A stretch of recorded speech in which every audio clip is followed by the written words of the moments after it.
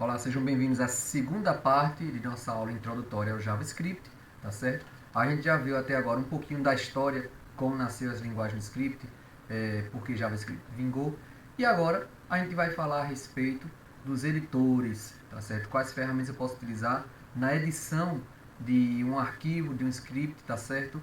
E um pouquinho sobre como a gente pode utilizar eles nas nossas páginas, tá? As três formas que a gente pode utilizar. Bom, quanto à compatibilidade nos browsers, tá certo? Por ser uma linguagem que sofre poucas alterações, atualmente na versão 1.8.5 de março de 2011, essa foi a última atualização do JavaScript em si. Lembrando que agora nós temos a SMA 262, tá certo? SMA Script 6, né, que segue o padrão SMA Script 262, e ela incorpora tudo que a gente tem aqui no JavaScript, tá? E acrescenta novas funcionalidades, tá certo? Novos paradigmas, tá? Como paradigma da orientação a objetos, tá? Então, o JavaScript, a última versão foi consolidada em março de 2011, tá? Mas ele tá aí, funcional ainda em todos os browsers, tá certo? E, como eu disse, o conhecimento que a gente está aprendendo aqui não é perdido, a gente está vendo a base com JavaScript, mas isso aqui tudo serve para SMA Script 6 também, tá certo? Então vocês não estão perdendo nada. Bom, então a maioria dos browsers ele suporta praticamente todas as características do JavaScript. Não todas. Vocês vão ver algumas coisinhas, como por exemplo, algumas características que tinham antes, hoje já não fazem mais tanto sentido. Por exemplo, o JavaScript ele tem suporte a acesso à barra de status do navegador, tá? Para poder mostrar uma mensagem. Só que a maioria dos navegadores hoje não possuem mais barra de status. Então, é uma propriedade que existe, você pode utilizá-la para poder trocar um texto e mostrar uma mensagem lá, mas como os navegadores não tem mais, não faz sentido. Outras coisas que foram alteradas foi por limitação quanto à restrição de segurança. Tá? Então tem muita coisa aqui na documentação, na especificação do JavaScript que você pode fazer, mas quando você vai para um browser, principalmente o Chrome, tá? O Google Chrome ele faz muitas alterações várias vezes ao longo do ano, e aí você, de uma versão para outra, você percebe que algum comando em JavaScript já não está mais funcionando exatamente do mesmo jeito, que está tendo alguma restrição quanto a abrir uma nova janela, ou deixou de ter uma restrição. Por quê? Tentando justamente garantir a segurança, a privacidade, tá? E aí para conseguir isso, às vezes tem que limitar um pouquinho o poder dessas linguagens de programação, tá? Então, só que a gente tem uma vantagem muito grande. Até a versão 8.5 do Internet Explorer, havia uma discrepância muito grande entre o que rodava num navegador como o Firefox e o que rodava no Internet Explorer. Dali em diante, começamos a caminhar todos para convergir. Tá? Então, os navegadores hoje eles interpretam, eles oferecem uma estrutura DOM, um modelo de objetos de documento, compatível entre eles, e eles aceitam a maior parte, né, como a gente falou, da especificação do JavaScript. Isso permite que um código que eu escrevo em JavaScript, que vai rodar no Chrome, vai rodar no Opera também, vai rodar no Safari, vai rodar no Internet Explorer, vai rodar no Edge, né? A gente não pode esquecer do Edge, que é o navegador atual da Microsoft, tá? Então, ele vai ter suporte em todos eles. Tá certo? Então isso é uma grande vantagem. Antigamente a gente quando escrevia um código JavaScript, aí tinha que ficar perguntando se é Internet Explorer eu vou fazer isso. Se não é Internet Explorer eu vou fazer aquilo. E se é Internet Explorer eu tenho que saber se é a versão anterior a 8.5 ou posterior, porque a anterior a 8.5 eu teria que fazer de um jeito, depois tem que fazer de outro. Olha só que bagunça. Agora a gente não precisa mais disso. A gente pode tratar todos eles de forma igual, porque a maior parte do nosso código vai ser compatível, tá certo? Bom, aí eu deixei aqui um link para quem quiser saber um pouquinho mais da história do JavaScript, tá? Quanto aos editores, assim como HTML, assim como CSS, a gente quando for escrever código JavaScript, a gente vai escrever código texto, texto plano, tá certo? Então, qualquer editor que possa salvar um arquivo no formato texto, ele é suficiente para a gente, tá? E o navegador vai interpretar também, porque ele vai carregar esse script junto com a página HTML que estiver apontando para ele e de boa, tá tudo resolvido, tá? Então, eu posso utilizar o próprio bloco de notas, você pode, inclusive eu escrevi vários assim no início, né? Notepad++, tá? Ou Notepad++, para quem prefere essa pronúncia, tá certo? Ele também permite o brackets, tá? Nas disciplinas da gente aqui, eu geralmente recomendo que use Notepad++, por um motivo muito simples. Não recomendo para quem está começando uma ferramenta que faça muito do seu trabalho, por exemplo, ferramenta que é autocompleta, que já dá as possibilidades de valores, né, que faz muita coisa, que já dá correção de erro sintático, etc, um monte de coisa assim em tempo real, porque você acaba não pensando. Você acaba usando muleta demais, eu costumo chamar de muleta. Então, se você usar muito a muleta, você acaba não desenvolvendo a sua musculatura. Então, se a ferramenta ajuda demais, você acaba não avançando. Em contrapartida, eu aprendi com bloco de notas. Então, não tinha ajuda nenhuma. Não tem sintaxe color, não tem nada. Então, se tiver errado, se vire para descobrir o que foi. E naquela época que eu comecei, não tinha nem essas ferramentas desenvolvidas no navegador, né? Quanta facilidade a gente tem hoje. Só que, se eu pedir isso para meus alunos, eu sei que muitos vão ter muita dificuldade para avançar só com bloco de notas, né? Então, qual é a minha recomendação? Enquanto vai aprendendo, use o Notepad++, porque ele pelo menos dá uma sintaxe color, né? Ele mostra se está correto ou não quanto à cor, né? Você percebe ali algum erro, alguma falha. E isso eu acredito que deveria ser mais do que o suficiente. O aluno tem que tentar lembrar os comandos, o aluno tem que tentar lembrar como é que é a sintaxe, tá certo? Para que ele possa se exercitar. E aí mais à frente, quando ele for escrever um código, seja numa entrevista, seja numa prova, ou seja trabalhando, ele não vai ser aquela pessoa que para a cada vírgula para poder pesquisar alguma coisa, para olhar algum lugar, porque ele não lembra como é que faz, tá certo? Bom, só lembrando que quando for salvar o arquivo nelas, garanta que está salvando com a extensão .js. Né? Quem usa o Notepad++, principalmente as versões mais novas, eu não sei por que decisão, e quando você manda salvar, muitas vezes não salva automaticamente com a extensão. Então meus alunos passam por isso, eles vão salvar um arquivo HTML, CSS, JavaScript, na hora que manda salvar, apesar de que já selecionou que a língua é essa, está mostrando lá embaixo na caixinha de seleção do tipo de arquivo, na hora não salva com a extensão. Aí tem que renomear para poder colocar a extensão. Então, só isso. Verifique se realmente está salvando com a extensão, que se não tiver, edite o nome do arquivo para ter a extensão ao final, tá? O .js. Bom, e para ver o resultado final, eu vou conseguir ver tanto no Chrome, Firefox, Internet Explorer, Safari, Opera, qualquer navegador, tá? Então, geralmente no computador a gente acaba usando muito o Chrome. Por uma questão de comodidade, é um navegador que está sendo muito bem aceito hoje, tá? Tanto ele quanto o Firefox, tá? Não coloquei aqui na lista, mas também pode ser no Edge, que você pode testar, tá certo? Minha recomendação é que teste seu site sempre em um, pelo menos, e antes da publicação, antes da distribuição, antes de qualquer fase importante do projeto, teste em outros mais, tá? Em 3, 4, 5 navegadores, os mais importantes. Inclusive, importantes não, eu diria os mais populares, né? Não existe bem a noção de importância, né? Inclusive, testar em dispositivos móveis. Lembre-se, metade dos acessos à web hoje já são via dispositivos móveis, tá?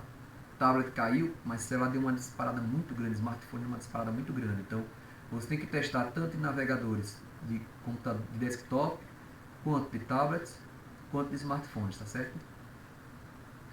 Bom, só que além desses, há outras ferramentas que você pode utilizar, tá certo? Algumas pagas, outras gratuitas, que são específicas para desenvolvimento web, que vão te ajudar bastante. Por exemplo, o Eclipse é uma gratuita, tá? Eclipse não trabalha só com a parte de Java, você pode criar páginas HTML, arquivos CSS, JavaScript, ainda naquele caso. Se você está aprendendo, eu preferiria que você utilizasse somente o Notepad++ para você realmente fortalecer o músculo, porque o Eclipse vai te ajudar com muitas coisas, tá? E aí você acaba não se desenvolvendo tão bem. Mas tem o WebStorm, que assim, em nível de uso profissional, né? E até para estudante que já passou dessa primeira fase de aprendizado de JavaScript, quem está trabalhando mesmo com projetos, né? Principalmente os alunos no nosso curso em projeto final, muitas vezes usam essa ferramenta, né? Ela facilita bastante o desenvolvimento para front-end, tá certo? Sublime Text, o pessoal também comenta muito, o Dreamweaver, né? Até desconheço como é que está atualmente as últimas versões dele, né? Não sei nem se foi descontinuada recentemente, de repente. Bom, mas agora vamos ver como é que a gente pode usar o JavaScript na nossa página, tá? A primeira delas é aplicando diretamente a uma tag HTML. Se eu quiser que uma tag, ao acontecer alguma coisa, é sempre assim. Minha tag vai disparar aquele HTML quando acontecer algo, quando um evento acontecer. Então eu tenho como associar uma tag a um script, a um código em JavaScript por meio de um evento, tá? Então se eu quiser que ao acontecer um evento ele faça algo, eu vou colocar na própria tag, tá? Como eu estou fazendo aqui, ó, e aplicando diretamente a tag, utilizando, desculpe-me, o nome do evento, tá certo? Então, se é um evento de clique, então eu vou usar o onClick, que é o atributo que eu tenho na tag, para que ao clicar execute aquilo, tá? E aí eu vou colocar o meu código em JavaScript, tá certo? Tem só o evento de clique? Não, mas é um evento que a gente vai estar utilizando bastante, por isso que a gente vai começar com ele, tá? Então o que eu estou fazendo aqui, ao clicar nesse hiperlink, eu quero que execute isso aqui. Vamos ver o que vai acontecer. Eu já criei aqui a página, colocando aqui o hiperlink. O pessoal me questiona isso aqui, né? Por que eu estou colocando o jogo da velha no hiperlink, né? No href? É para que quando executar o onClick, logo depois ele não avance para outra página, ele fica na mesma página. Lembre que quando eu coloco o jogo da velha alguma coisa depois, eu estou pedindo para que vá para aquele identificador que está aparecendo aqui depois, tá? Na própria página. Então ele vai ficar na mesma página, tá? Eu não estou querendo avançar, só quero testar o que vai acontecer ao clicar no hiperlink. Tem outras formas mais interessantes, que seria no caso cancelar o evento do clique usando um return, tá? Um return false.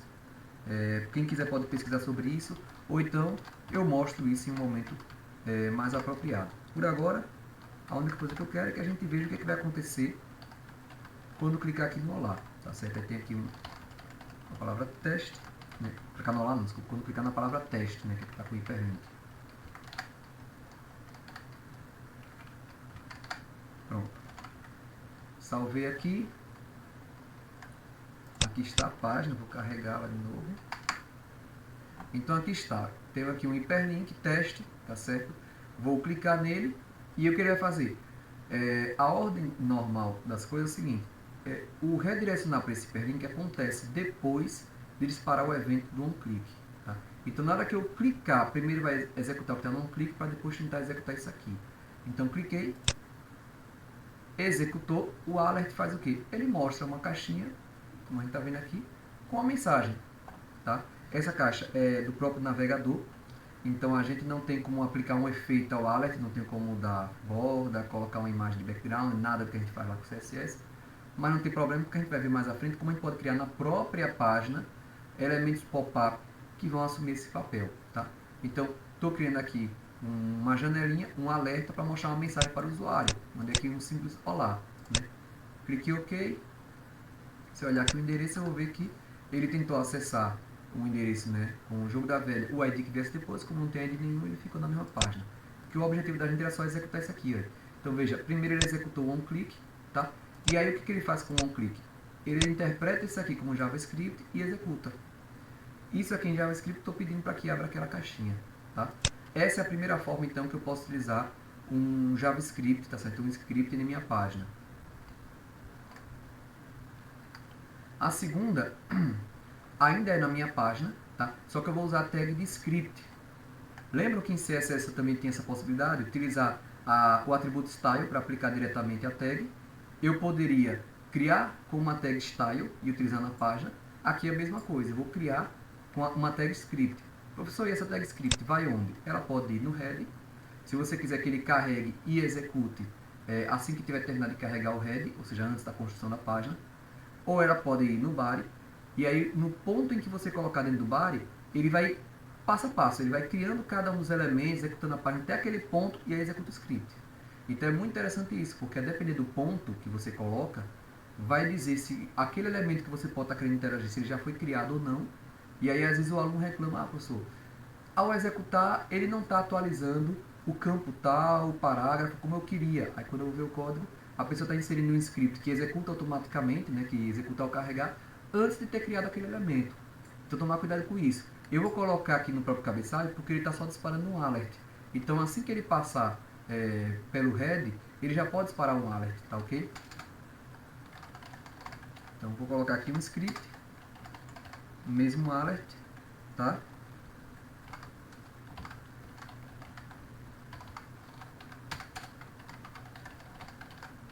Pronto. E eu não vou nem chamar de olá, vou dizer que vou dar um nome diferente, né? Executado pela página. Pronto. Para ficar diferente da outra mensagem de olá que eu tenho aqui embaixo de quando clica no hiperlink, né? Para a gente ver quando está executando um e quando está executando o outro. Então veja só, o primeiro que eu espero que execute assim que for carregada a página, né? Ele está dentro do head e eu estou utilizando a tag script, estou disparando um alert com uma mensagem, tá? Eu estou sempre passando um alert com uma string contendo a mensagem, tá? Então eu estou passando uma string ali, um texto executado pela página. Quem já viu C, C++, C Sharp, Java, PHP já está acostumado com essa sintaxe para string, né? Utilizando aspas duplas. Ó, assim que eu carreguei a página, ele já passou pelo head antes mesmo de construir a página. Já viu isso aqui? Disparou, executado pela página, tá? Dei um OK, veio para a página e aqui está o código antigo, né? Que se eu clicar, ele vai executar o olá que está no clique do hiperlink. E aqui tudo bem, né? Então eu posso ter script tanto na tag script, tá certo? Quanto eu posso ter diretamente na minha tag, utilizando o atributo com o nome do evento, um click, um mouse over, um before submit e outros mais. A terceira forma é criando um arquivo JavaScript separado e chamando ele dentro do meu script, tá? E aí, ou do meu script, não, desculpa, do meu HTML. E aí eu vou fazer novamente a comparação com o CSS, que a gente pode criar uma folha de estilo no arquivo CSS separado e usar aquela folha de estilo diretamente na nossa página utilizando a tag link, não é mesmo? E aí a gente falou quais são as vantagens disso. A vantagem de tirar a tag style que está lá na nossa página e jogar para um arquivo CSS separado é que eu vou poder reaproveitar aquele arquivo CSS em todas as minhas páginas. Se eu tiver 1000 páginas no meu site e as 1000 páginas quiserem utilizar aquele arquivo CSS para fazer a formatação delas, eu vou poder, porque está no arquivo separado. Basta colocar lá, né, link, href igual, o caminho, rel igual, style sheet. Acabou, sem segredos.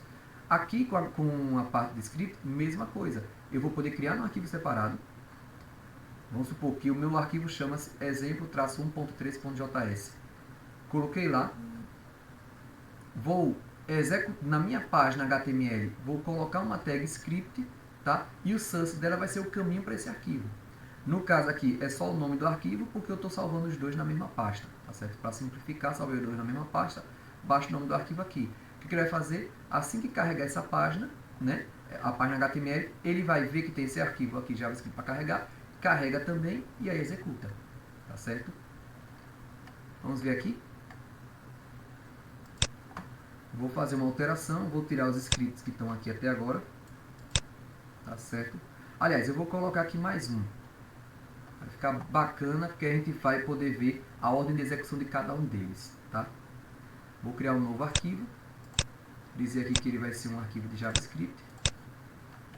Então, eu vou fazer um alert e vou chamar aqui de carregado, pronto, executado de um arquivo externo.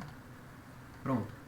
E aí eu vou salvar esse arquivo aqui na minha área de trabalho, eu vou salvar ele com o mesmo nome da página também. Tá? Não é obrigado que o script tenha o mesmo nome da página, claro, você pode dar o nome que você quiser, é só por uma questão de ficar mais fácil para mim de lembrar qual script está sendo executado por qual página. Então, vai ser o introdução a javascript.js, vou até copiar aqui já, salvei, os dois estão na mesma página, vou chegar aqui ó, no meu head, antes do alert executado pela página, vou criar uma tag script, source igual, colocar o caminho e tem que fechar a tag. Poxa, professor, mas tem que fechar a tag? Tem, porque mesmo quando eu coloco o caminho para o meu script, tá? Você poderia pensar, se eu coloquei o caminho eu não preciso fechar, não tem necessidade. Tem, porque você pode carregar o script e após carregar, executar o código que está dentro da tag ainda, tá certo? Então, eu vou fechar a tag aqui, tá certo? Se você não fechar, o que vai acontecer? Para ele, todo o restante de sua página, tá certo? Ele vai estar dentro, aliás, até aqui, né, que é quando ele acha uma tag fechando, ele está achando que tudo isso aqui está dentro do script. E aí vai ter uma tag script lá dentro, aí vai bagunçar tudo. Que não é para ter tag no meu código JavaScript, tá certo? Tag é HTML. Então eu tenho que fechar aqui, salvei, atualizei. Ó, primeiro executou ele na ordem, executou primeiro esse que ele encontrou, deu um OK, depois o próximo. Tá vendo? Então ele carregou minha página, viu isso aqui, carregou o script, executou, depois carregou isso aqui, depois disso constrói a minha página, tá certo? Os elementos só passam a existir depois que passa por todo o body, tá? Aliás, na ordem que vai passando dentro do body, tá? Desculpe. E aí agora se eu clicar aqui, vou executar novamente a mensagem olá, tá? Então olha só que interessante, né? Eu tenho três formas de utilizar. Então se meu site de repente eu tiver um arquivo de script que eu quero que seja executado por várias páginas, não faz sentido eu criar dentro de cada uma daquelas páginas. Eu vou criar um arquivo de script separado e vou chamar na minha página. Professor, e se eu quiser utilizar o meu script diretamente na minha página, porque só vou executar naquela página? Eu recomendo se não for um script muito grande. Script pequeno, de algumas poucas linhas, tudo bem deixar na própria página, se não for utilizar em mais nenhum outro lugar. Mas assim, para uma questão de organização, fica mais interessante colocar separado, e principalmente quando o script é muito grande. Por quê? Vamos supor que você tem um script com 200 linhas, 300 linhas, e está na mesma página que você está dando manutenção. De repente, amanhã, alguém na empresa tem que estar manutenção na parte de JavaScript, outra pessoa quer mexer na parte do design do site, e aí os dois têm que mexer no mesmo arquivo. Aí vai dar uma confusão. Então, para evitar isso, é vantajoso para a gente separar realmente o CSS em um arquivo, JavaScript em outro e HTML em outro. Porque aí, de repente, a pessoa que é responsável pelo design do front-end, né, o design da minha página, vai se preocupar mais com CSS, a pessoa que está fazendo a parte de programação front-end vai se preocupar mais com JavaScript e assim por diante. Tá? Então, essas são as três formas que eu posso estar utilizando JavaScript em minha página. Geralmente a gente acaba fazendo uma mescla dela, tá certo? Porque, por exemplo, eu crio um arquivo separado com uma função e eu quero que essa função seja disparada quando clicar numa tag, eu vou utilizar um event onClick para chamar a função que está lá naquele script, tá? No arquivo separado. Então é muito comum eu estar utilizando a forma 1, só que em vez de eu chamar diretamente o código que eu quero que execute, eu vou chamar uma função, que essa função JavaScript vai estar de repente no arquivo externo. E esse arquivo externo é que vai estar com toda a descrição da rotina do que eu quero que faça quando clicar, tá certo? Ah, outra coisa, eu acho que você já deve ter percebido aqui em cima, esqueci de comentar, que no canto dos meus slides, tá, eu voltei aqui, eu tenho esses balãozinhos com esses números, tá? Eu quase esqueci de dizer. Cada um desses balãozinhos aqui no canto se refere a um arquivo de exemplo que tem no meu site, tá? Então eu vou deixar o link aqui no vídeo, tá certo? Na descrição. Cada um deles que você quiser ver, então, por exemplo, para explicar essa parte aqui, eu tenho um exemplo lá no meu site. Deixa eu me mostrar. É o exemplo 1.1, estão vendo ali a numeração? Então vai lá no meu site, na página de construção de sites 2. Eu tenho aqui todo o material e tem a seção aqui, ó, exemplos, tá? Da página de construção de sites 2, lembre-se disso. Cheguei aqui na seção exemplos, olha. Eu tenho cada um dos exemplos que tem no slide. Tá vendo aqui a numeração? Se refere a cada um dos exemplos que tem lá. Então, para explicar esse exemplo aqui, mostrando, utilizando o onClick com um alert, eu tenho aqui o exemplo 1.1. Vou abrir aqui, que é o mesmo que a gente acabou de fazer, tá certo? Se eu mandar exibir o código-fonte da página, eu vou ver o que está lá dentro. Estão vendo que é bem parecido com o que a gente fez. Mesma coisa, exemplo 1.2, o exemplo 1.3, que a gente fez agora há pouco, né? Deixa eu mostrar aqui o código-fonte.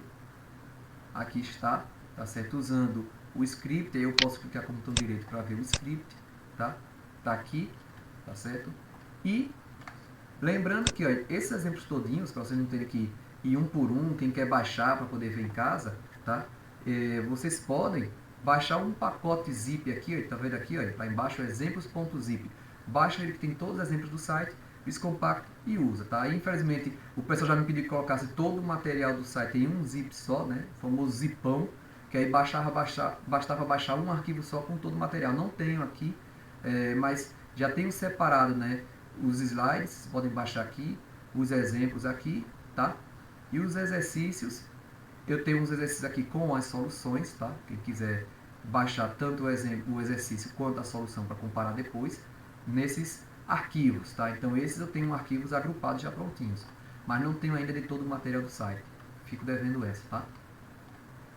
Então, como eu disse, eu tenho cada um deles separados. Vocês vão ver sempre aqui no canto, exemplo 1.1, 1.2, 1.3 e já vou explicar isso com a exclamação, tá? Então, a gente também pode depurar nossos scripts. Como assim? O que é depurar? Na hora que eu estou executando, é eu poder utilizar alguma ferramenta para ver o que está acontecendo dentro do meu código, seja mostrando mensagens, mostrando informação que está na memória, tá certo? Para eu entender o que é que está acontecendo, identificar possíveis erros e corrigi-los, tá? Então, eu posso fazer isso? Posso, claro que posso. Os navegadores implementam ferramentas hoje para o desenvolvedor.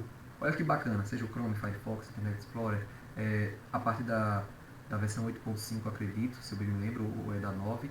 Ele implementa já mecanismos para desenvolvedores, o Microsoft Edge, todos eles têm alguma ferramenta que eu posso utilizar para ver o que está acontecendo por trás dos bastidores, tá certo? E é isso que a gente vai fazer aqui agora, tá? No Chrome, por exemplo, e no Firefox, eu posso acessar o console a partir de ferramentas do desenvolvedor, tá? O atalho na maioria dos navegadores é o F12, tá? Basta apertar F12 e vai abrir a janelinha de ferramentas do desenvolvedor e escolher então a aba de console. Mas eu também posso ir pelas opções do navegador. Por exemplo, se eu clicar aqui no canto, tá? Aqui, mais ferramentas, ferramentas do desenvolvedor, está dando atalho aqui Ctrl Shift I, mas ele já abre com F12 no console, tá? Aqui ele está mostrando várias mensagens de erro que já tem no site, mais um daqueles sites construídos com o WordPress que a gente utiliza e a gente raramente tem tempo de fazer a correção de tudo que tem lá, tá certo? Então por isso que vocês não estão vendo várias mensagens de erro assim, o que é comum, tá certo, em muitos sites, mas a maioria dos erros, desses erros assim, eles não quebram o site completamente. A minha sugestão é, quanto menos erro, melhor, tá? E aí fica mais uma vez a lição que um dia eu vou talvez corrigir as instalações, só que toda hora sai uma versão nova do WordPress, aí às vezes nem vale a pena fazer as correções de tema que também atualizam. Mas eu quero mostrar aqui a ferramenta do console para vocês, tá? Então, aqui eu posso executar inclusive código JavaScript, tá? Se eu quiser, por exemplo, testar um alert, eu posso escrever aqui alert, a mensagem, e ele vai executar dentro da página. Vocês estão vendo aqui, ó. Ele inclusive mostra aqui o nome do domínio como se fosse a página, né, que está mandando essa mensagem, porque estou executando o console como se fosse a própria página. Eu posso testar aqui criação de variáveis, expressões mais complexas, criar até funções para testar, tá certo? Mas o que eu quero mostrar agora é a possibilidade de verificar erros numa página. E aí eu vou olhar o exemplo 1.4 e já vou explicar o que é essa exclamação. Então vamos aqui no exemplo 1.4. Abrir a página. Ó, tem um desafio nessa página. Então aquela exclamação é isso. Todo slide que você vir com uma exclamação vermelha, junto ao número do exemplo, significa que tem um desafio naquele slide, tá? Eu quero que vocês abram, estudem e tentem descobrir como resolver o desafio proposto. Então, nesse caso não é só um exemplo, ele também tem uma atividade. Então aqui a gente tem, olha, depure, identifique e corrija o erro desta página. Vou abrir aqui as ferramentas com F12. E vou prestar atenção aqui nas mensagens em vermelho, tá certo? Isso aqui é um aviso a respeito que eu estou utilizando alguma informação, está tendo cruzamento entre sites diferentes. Isso aqui é um plugin que eu utilizo, tá? Então isso aqui não tem nada a ver com o meu site, é um plugin do Chrome que está dando essa mensagem. O importante é isso aqui, ó. Erro de referência não capturado. Tá? A gente vai exercitar o inglês aqui, né? Erro de referência não capturado. Olá não está definido. Como assim? Erro de referência não capturado, olá não está definido. Vamos ver o que é, né? No exemplo 1.4.html, 2.9, linha 9, tá? A forma como ele apresenta o exemplo, como ele diz a mensagem de erro e tudo mais, isso aqui é do navegador, tá? Então, de um navegador para outro, a mensagem pode aparecer diferente. Então, não estranhe se quando estiver mostrando aqui no Chrome tá de um jeito, você está testando no Firefox ou no Explorer e aparece de jeito diferente. Ou no Edge, né? Melhor dizendo, cabeça ainda no ano 2000, né? No Edge. Então, se você estiver utilizando o Microsoft Edge, talvez ele mostre mensagem diferente. Eu vou clicar aqui no exemplo, tá? Melhor abrir. Deixa eu voltar aqui. Melhor abrir aqui em nova aba. Ih, tá abrindo a página, desculpe. Exibir código fonte. Então, veja só, na linha 9, ele reclamou desse alert aqui, olá. Veja só o que está acontecendo aqui. Eu coloquei um alert para mostrar uma mensagem. Só que, se você está bem avançado aí no estudo de programação, você deve saber que quando eu uso uma função, eu passo um parâmetro. Esse parâmetro pode ser uma string. Se eu estou passando uma string, uma constante literal, como a gente chama também, eu passo entre aspas duplas, ou JavaScript também aceita como simples, tá? Então eu posso também botar com aspas simples. Se eu não coloco com aspas, ele está achando que é um identificador. Ele está achando que esse identificador se refere a uma variável ou ao nome de uma função. Só que se você prestar atenção em minha página, eu não criei aqui dentro do script uma variável chamada olá ou uma função, um método chamado olá. Significa que não existe olá. Eu não criei olá em nenhum momento, nem como função, nem como variável. Se eu não criei olá, como é que eu estou passando como parâmetro para o alert olá? Então o grande erro aqui é que está faltando aspas. Posso colocar aspas simples ou duplas. Repetindo, em JavaScript eu posso abrir tanto com aspas simples ou duplas minhas strings. Só tenho que lembrar que se eu abrir com aspas simples, fecho com aspas simples. Se for com aspa dupla, fecho com aspa dupla, tá certo? A vantagem de poder utilizar tanto simples quanto dupla é que se eu quiser utilizar aspas simples dentro da minha string, eu posso abrir com aspas duplas e utilizar aspas simples normalmente lá dentro. Professor, e se eu estiver abrindo com aspa dupla e precisar utilizar aspa dupla lá dentro também, não posso? Pode. É só lembrar de escapar com a contrabarra, tá certo? Antes da aspa dupla que vai dentro da string, tá ok? Então vocês já entenderam aí como é o processo. Lembrando que toda vez que tiver uma exclamação, desafio para vocês, sugiro que, primeiro, vejam o exemplo e a partir do conteúdo estudado, tentem refazer o exemplo. A gente vai estar vendo aqui como utilizar o objeto window, location, document, etc. Vejam, olhem o material, tentem procurar fazer uma pesquisa na internet, tá certo? E tentem fazer sem olhar o código da página. Depois, confiram o código com o código da página, ou se não conseguiram, da página. E por fim, tentem fazer os desafios, tá certo? Vocês precisam fazer os desafios, eles fazem parte do aprendizado, tá certo? Professor, o desafio às vezes vai além do que a gente vê em sala de aula, vai além do que o senhor está mostrando aqui nos vídeos. Faz parte do aprendizado, tá certo? A gente às vezes se acostuma tanto a só cair, o professor poder só cobrar aquilo que está no livro, e esquece que o conteúdo vai muito além do que a gente vê numa videoaula, do que vai no livro, do que vai no exercício. Então, às vezes eu cobro sim, em alguns desafios, um pontinho além do que a gente está vendo nos nossos conteúdos aqui, tá? Então, se você olhou, não conseguiu, tenta fazer uma pesquisa na internet, sonda a respeito daquilo, tá? Mas, por favor, façam os desafios. Algumas observações. Assim como Java, tá? E C, C++, etc., JavaScript aceita comentários em linha, com barra, ou em bloco, com barra asterisco no início e asterisco barra no final. Se cada instrução ocupar uma linha, tá? Colocar uma instrução só por linha, não colocar várias numa linha, o uso do ponto e vírgula é opcional, tá? É optativo, não é obrigatório. Se você for colocar várias instruções na mesma linha, aí sim você é obrigado a colocar o ponto e vírgula, porque senão vai dar erro, tá? Sugestão, use sempre o ponto e vírgula, tá? Por que isso? Porque fica mais fácil para quem está lendo o código, porque todos nós que não trabalhamos com C++, outras linguagens que obrigam o uso do ponto e vírgula, quando a gente chega em JavaScript, fica mais fácil a assimilação. Então, minha sugestão é, quando uma linguagem usa obrigatoriamente um recurso e a outra usa como opcional, minha sugestão é que a gente use como obrigatório em todas. Tá? Fica mais fácil a comunicação.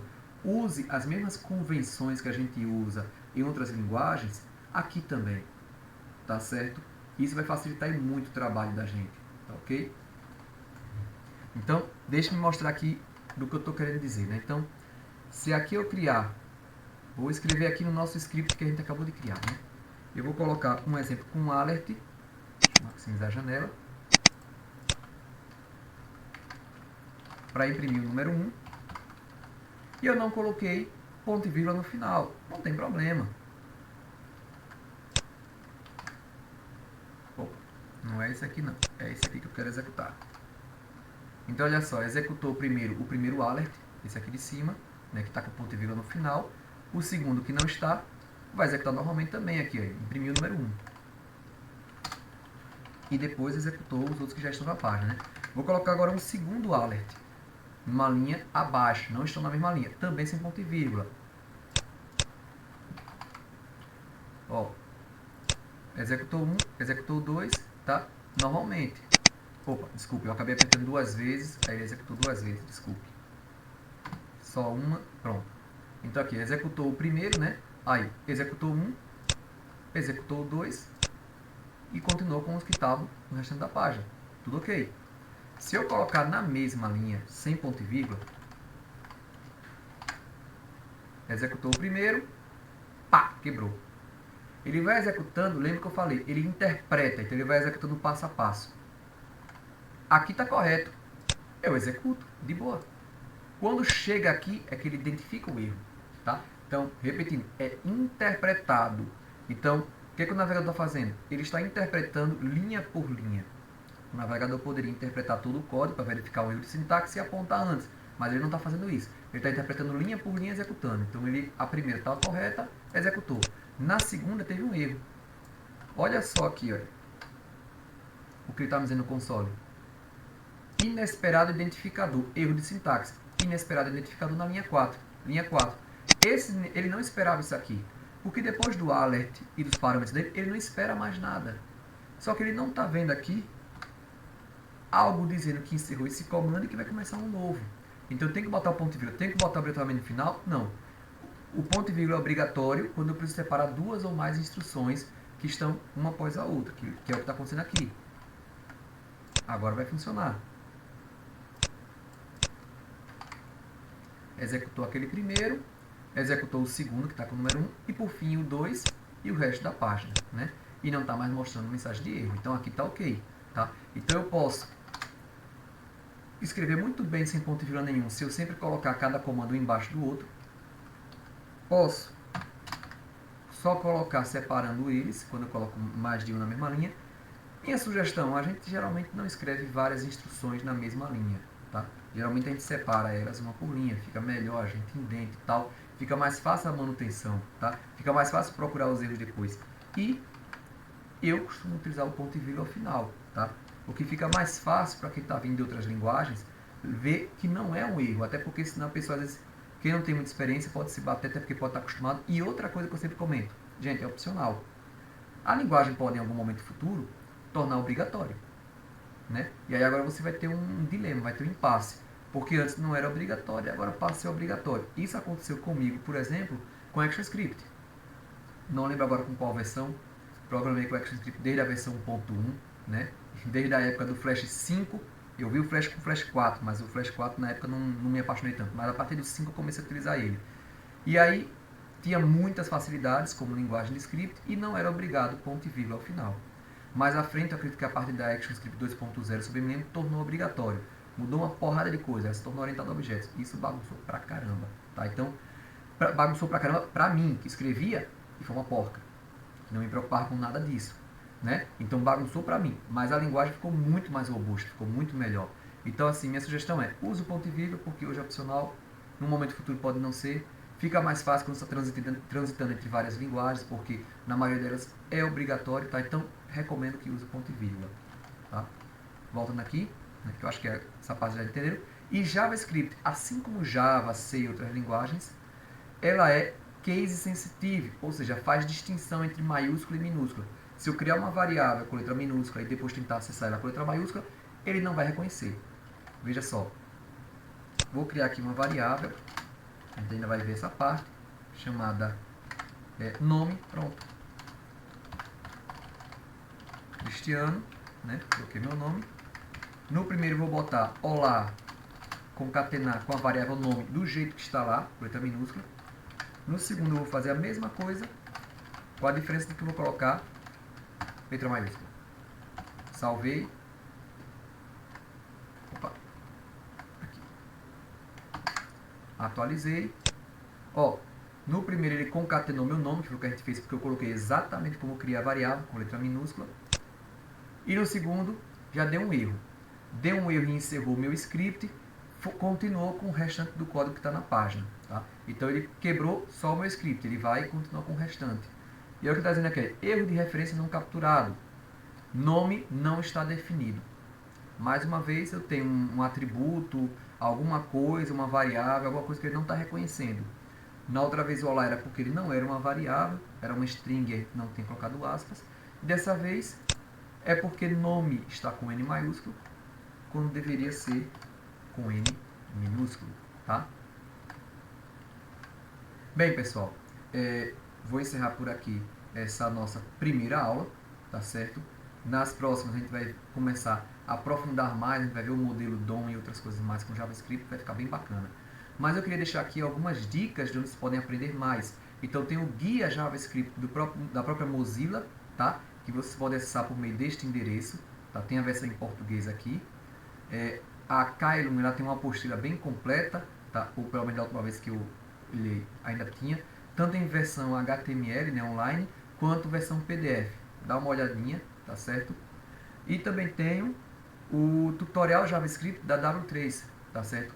Recomendo bastante. O tutorial deles é um tutorial, não é exatamente uma apostila, tá? Ele parece mais um guia de referência, mas dá para aprender muita coisa lá bacana e é bom que vocês já se acostumam com ele como guia de referência, que vocês vão tirar muita dúvida nele, tá certo? Sempre que eu quero tirar alguma dúvida de JavaScript e quero saber exatamente como é na especificação oficial, eu vou nela, tá certo? A gente fica por aqui e até a próxima.